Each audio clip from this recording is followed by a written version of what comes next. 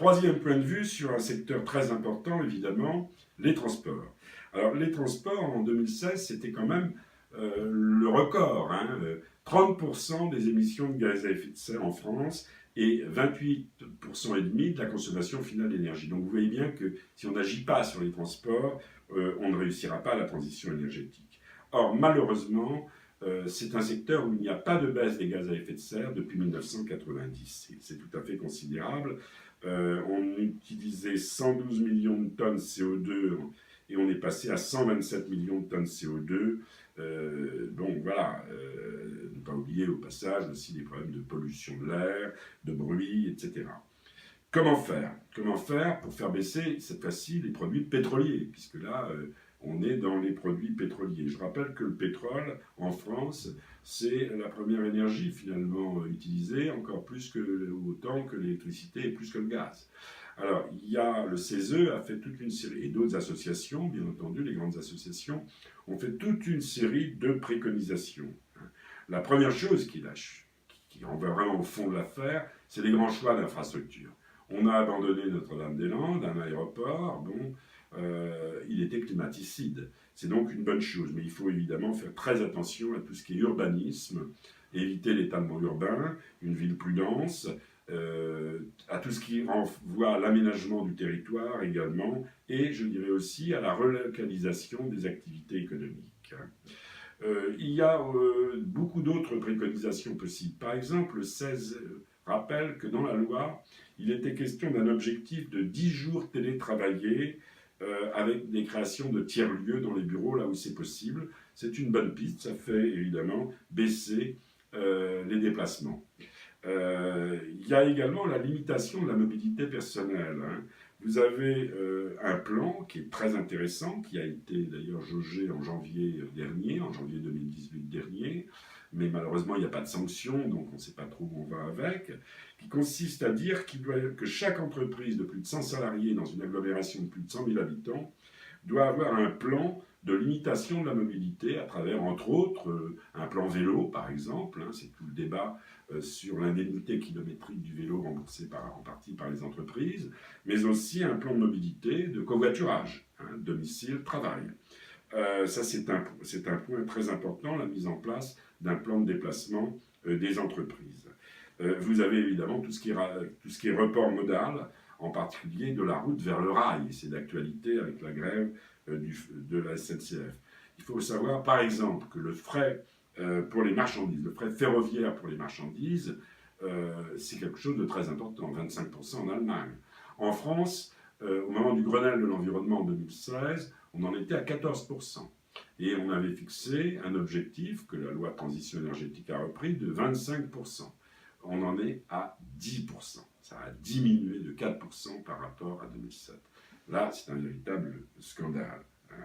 Enfin, il y a le développement, évidemment, des circulations douces, et notamment du vélo, y compris du vélo électrique, mais faut-il encore l'aider et ne pas avoir une politique de yo-yo par rapport à lui. Il va y avoir bientôt des assises de la mobilité. Cette question, je le souhaite et je l'espère, sera réglée. Les autres, c'est plus délicat.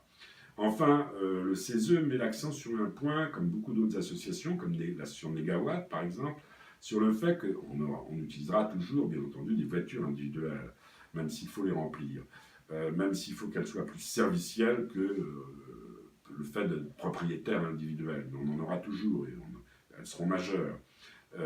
Par conséquent, leur type de motorisation, de combustible est essentiel.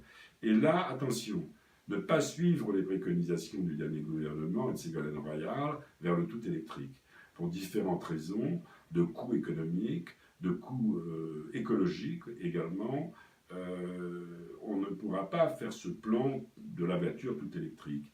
Il faut avancer vers la voiture tout électrique, qui est une grande partie de la solution, notamment en zone urbaine et périurbaine, notamment pour les particules fines, pour le bruit, et par contre, pour tout ce qui est déplacement de camions, de bus, de poids lourds, mais aussi de particuliers, il y a près d'1 million de véhicules de ce type en Italie dès aujourd'hui, utiliser un autre vecteur que l'électricité, qui est le vecteur gaz. GNV, mais qui pourra devenir à l'horizon 2035 et plus tard, au moins l'énergie nécessaire aux voitures qui fonctionneront avec du gaz vert, du gaz renouvelable.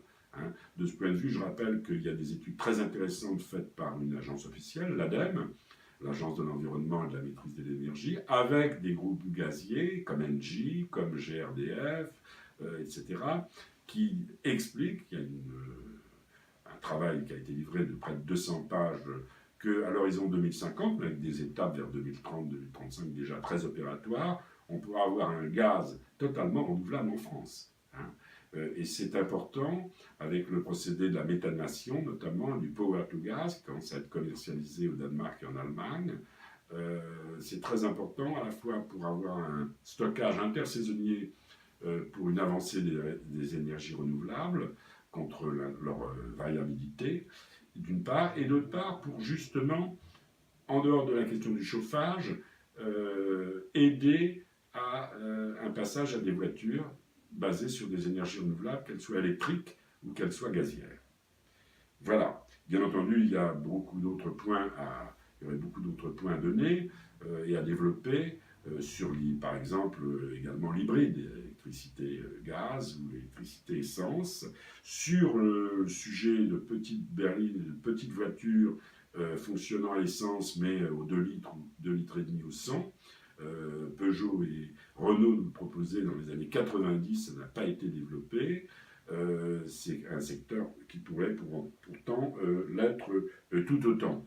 Et ce secteur des transports, il est essentiel. S'il n'y a pas une baisse des produits pétroliers en France, et je rappelle quand même qu'avec le gaz et le charbon, on importe pour 40 milliards d'euros par an, notamment de pétrole, hein, qui plombe notre commerce extérieur et en partie finalement notre économie.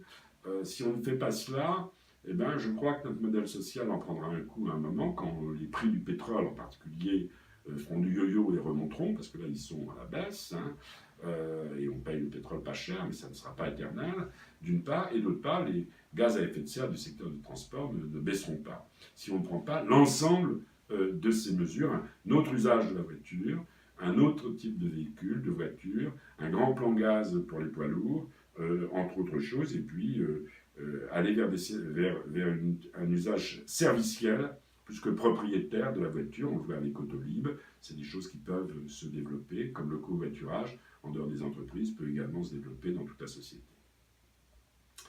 Je vous parle